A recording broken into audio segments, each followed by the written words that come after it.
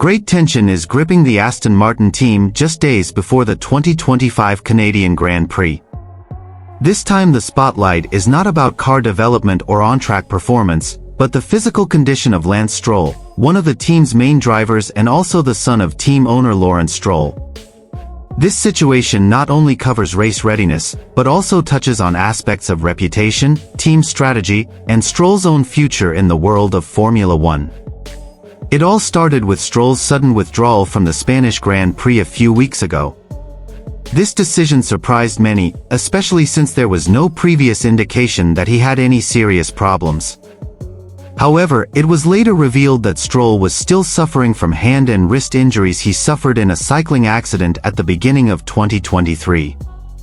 The injury had previously been operated on, but it turned out that he had not fully recovered. The pain has worsened in recent weeks, requiring him to undergo additional corrective medical procedures just 2 weeks before the Canadian GP, a home race that is very emotionally meaningful. For a driver, appearing in front of his own fans is a rare and historic moment. But Stroll's physical condition makes that moment a big gamble. To make matters worse, Aston Martin had no backup options ready to compete. Their two official reserve drivers, Felipe Drugovich and Stoffel van Dorn, were both committed to the prestigious 24 Hours of Le Mans.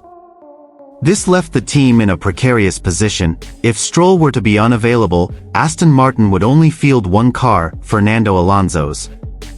In the highly competitive and constructor points-driven world of F1, this could have major implications, not just technically, but also financially and in terms of public image. For Lawrence Stroll, this scenario was a nightmare.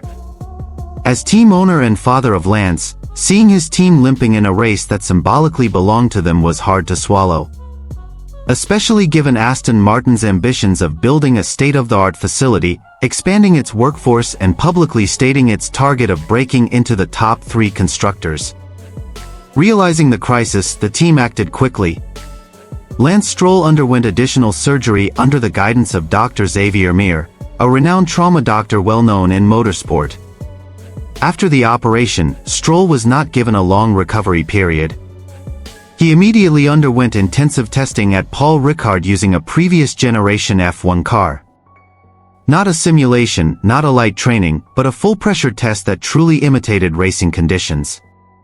The purpose of this test was clear: to bring out Stroll's physical abilities in dealing with G-force loads, fast maneuvers, and wrist endurance. This test was a kind of dress rehearsal before Aston Martin made a final decision. The result, according to the team, was a successful. Aston Martin then announced that Stroll would return to compete at the Canadian GP.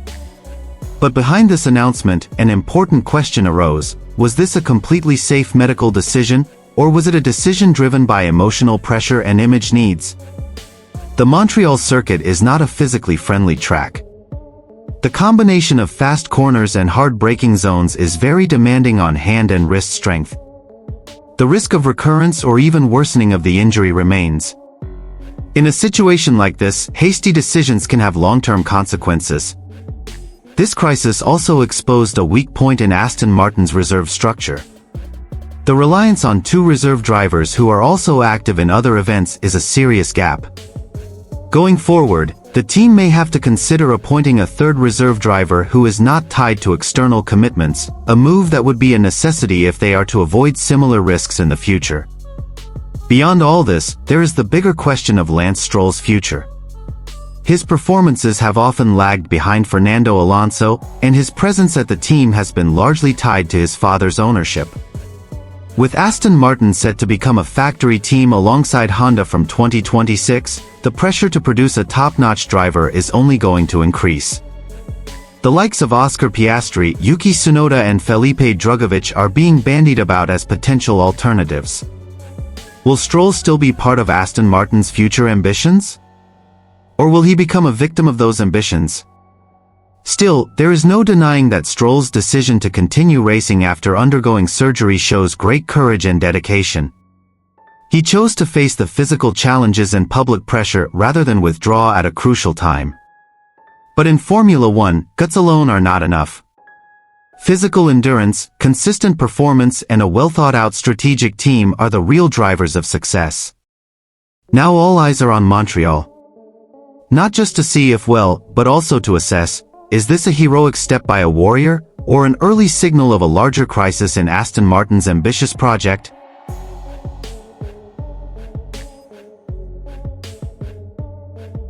Miami, the atmosphere in the Formula One world suddenly heated up after the Miami Grand Prix race, following an official announcement from the FIA, Fédération Internationale de l'Automobile, that it was conducting an investigation into alleged technical violations involving two major teams, Red Bull Racing and McLaren. In a statement released shortly after the race, the FIA confirmed that there were indications of technical discrepancies in both teams' cars, specifically regarding the aerodynamics and floor systems. Although no violations have been officially ruled, this statement was enough to spark great tension between the top teams. Our technical team found a number of data that require further clarification regarding the flexible elements and airflow dynamics under the car, said an FIA representative. The investigation was triggered by the unusual performance shown by Red Bull and McLaren during the race weekend in Miami, where both teams showed significant performance improvements in certain sectors of the track. McLaren came into the spotlight after performing much more competitively than in previous series. Their car looked particularly strong on fast corners and straights, leading some teams to question the legality of the car setup used. Red Bull, while remaining competitive, displayed changes in performance characteristics that were considered odd, especially during qualifying and the early laps of the race. Christian Horner, Red Bull team principal, strongly denied any wrongdoing. We fully believe that our car complies with all applicable regulations. We will cooperate with the FIA, as always, he said at the post-race press conference. McLaren's Zak Brown also gave a similar statement, but in a more diplomatic tone. We fully support transparency and a fair process in this sport. If there is an investigation, we are ready to provide all the necessary data, he said. Brown emphasized that his party had nothing to hide.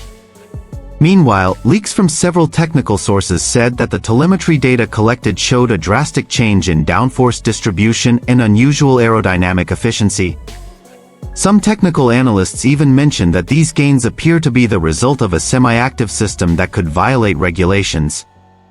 If found guilty, the consequences could be very serious, from fines, to disqualification from the Miami race results, to a deduction of championship points. This has the potential to significantly shake up the constructors' and drivers' standings. On the other hand, rival teams like Mercedes and Ferrari have reportedly submitted requests to the FIA to expand the investigation and ensure that the entire process is transparent.